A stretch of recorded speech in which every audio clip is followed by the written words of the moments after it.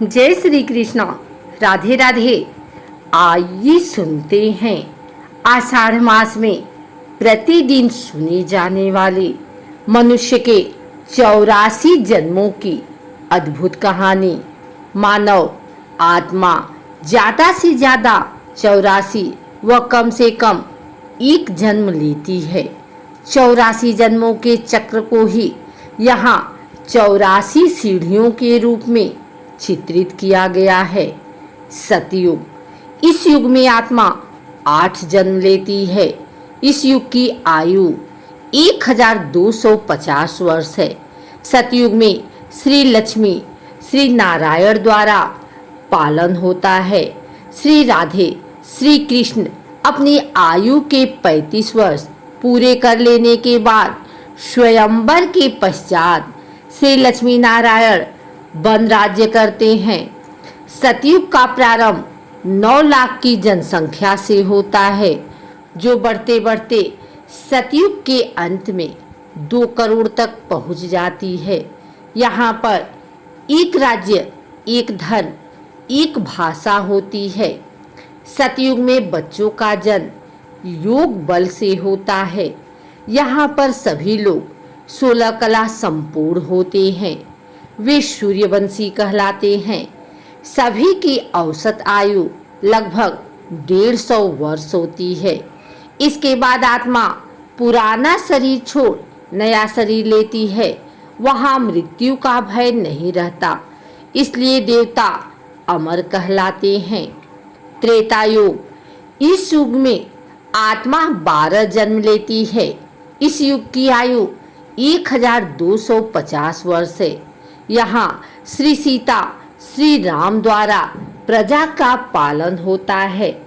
आत्मा की 2 कलाएं कम होकर 14 कलाएं रह जाती हैं। यहाँ पर लोग चंद्रवंशी कहलाते हैं। इस युग की जनसंख्या 2 करोड़ से आरंभ होकर अंत तक 33 करोड़ हो जाती है, क्योंकि यहाँ तक सभी बच्चे योग बल यानी पवित्रता के बल से पैदा होंगे। इसलिए हमारे शास्त्रों में 33 करोड़ देवताओं का गायन है। सतयुग व त्रेता युग दोनों को मिलाकर स्वर्ग या राम राज्य, परमात्मा का राज्य कहा जाता है। इन दोनों युगों में न कोई अस्पताल होता है, न कोई न्यायालय, क्योंकि वहाँ पर कोई भी पाप कर्म नहीं होता है। द्वापर युग। सृष्टि चक्र में 2 युग बीत जाने के बाद द्वापर युग प्रारंभ होता है। इस युग में आत्मा 21 जन्म लेती है। सतयुग व त्रेता युग की सर्वगुण संपन्न आत्माएं अपनी आधी कलाएं खोकर इस युग में साधारण मानव के रूप में जन्म लेती हैं। यहाँ से ही आत्मा में विकार आने शुरू हो जाते हैं। वह आत्मा दुख का अनुभव करने लगती है।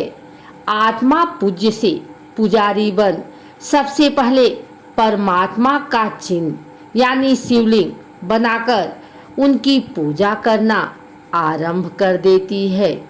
बाद में शिवलिंग के अतिरिक्त अन्य देवताओं की मूर्तियां बनाकर उनकी भी पूजा करना आरंभ कर देती है।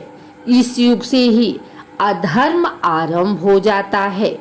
मनुष्यों को देह अभिमान आ जाता है।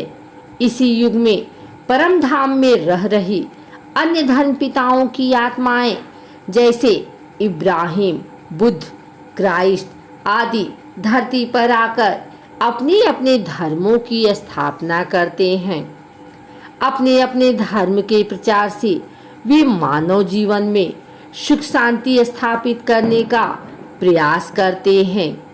इस युग में अनेक राजाओं द्वारा प्रजा का पालन होता है।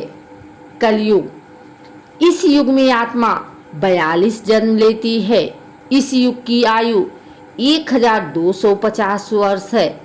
यहाँ तक पहुँचते पहुँचते आत्मा की कलाएं शून्य रह जाती हैं। इस युग में जनसंख्या बड़ी ही तेजी से बढ़ती है। अधर्म सभी हदें पार कर लेता है।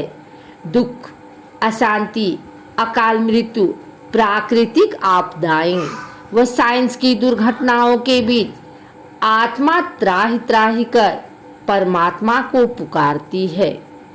जब जब धर्म की ग्लानि होती है, तब तब मैं इस धरा पर अवतरित होता हूँ।